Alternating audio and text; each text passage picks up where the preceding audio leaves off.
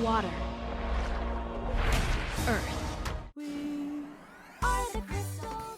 Children's animation is a cornerstone of childhood. Its diversity in style, themes, and stories are complex, and yet so often gets dismissed as simply for kids. So today, I will give examples from Avatar: The Last Airbender and Steven Universe to show that children's animation can explore complex emotions, such as grief, with the respect and weight they deserve.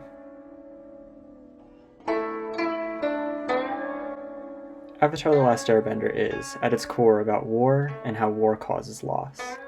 We see the consequences of loss as the grief of many characters, like Iroh losing his son Lu-Ten under his own command.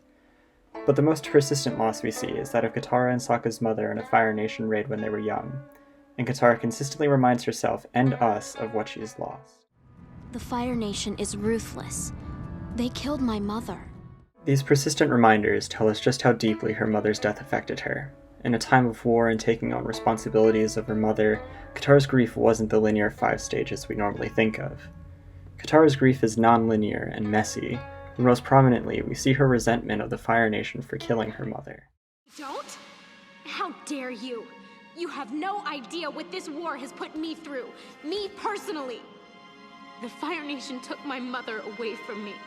And this resentment turns to outright anger when she is given an outlet for her grief, her new ally, Zuko. This isn't fair. Everyone else seems to trust me now. What is it with you? Oh, everyone trusts you now? I was the first person to trust you, remember? Back in Ba Sing Se. And you turned around and betrayed me.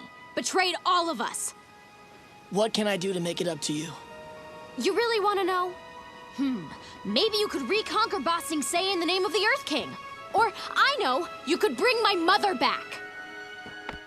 Katara directs her anger at Zuko as he is now not only the person who hunted her and broke her trust, but also the living embodiment of the people who took her mother. And her anger escalates even further when Zuko offers her the chance to face the man who killed her mother. And she takes it. She lied to you. She was protecting the last waterbender. What? Who? Me!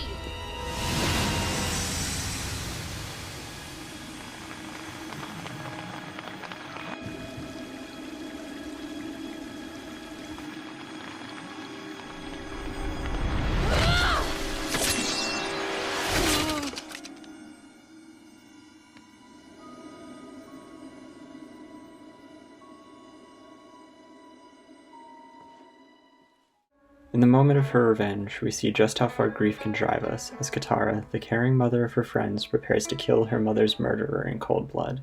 But in the end, she doesn't. What follows Katara's attempted retribution is one form of acceptance, and she says it best herself. I wanted to do it. I wanted to take out all my anger at him, but I couldn't. I don't know if it's because I'm too weak to do it, or if it's because I'm strong enough not to. You did the right thing. Forgiveness is the first step you have to take to begin healing. But I didn't forgive him. I'll never forgive him. But I am ready to forgive you. Katara forgiving Zuko is the sign of starting to accept her loss and grief as a part of her. And her unwillingness to forgive the man who caused her loss demonstrates that acceptance doesn't always mean being okay with your loss.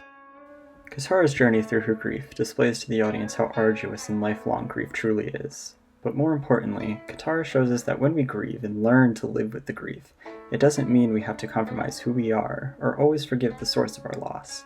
We grieve in a way that supports ourselves.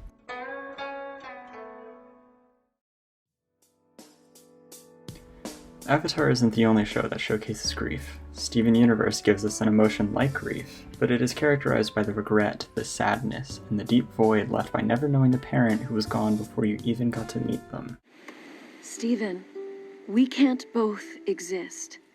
I'm going to become half of you. And I need you to know that every moment you love being yourself.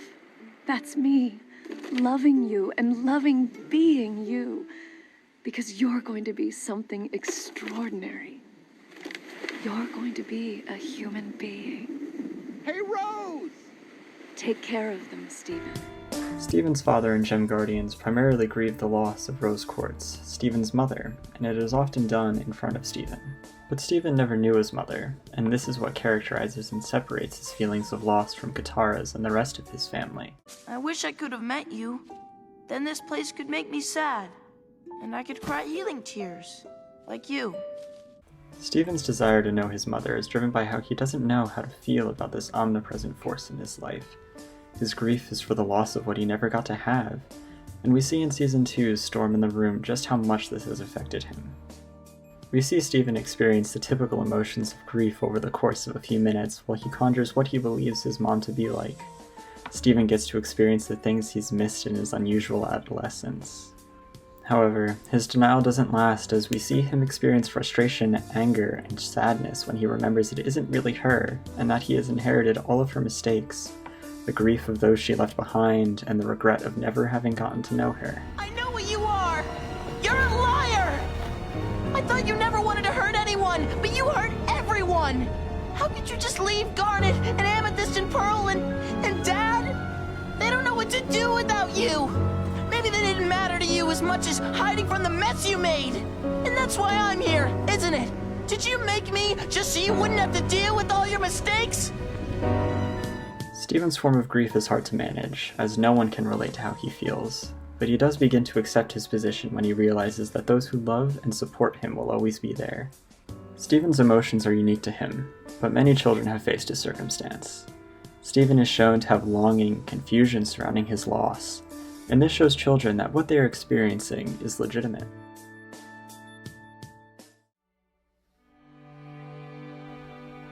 Grief is a normal part of any loss, and can be experienced by any person of any age. Children's television sits in a place where it can, and has over the past 15 years, displayed various forms of grief to age groups that can really benefit from exploring this complex theme. Children deserve to be given these honest and real portrayals of emotional complexity, because it is inevitable each of them will experience loss. I hope that over the next 15 years, the number of TV shows that display grief and other human emotions with the respect and detail they deserve only increases. We owe it to the youngest of us.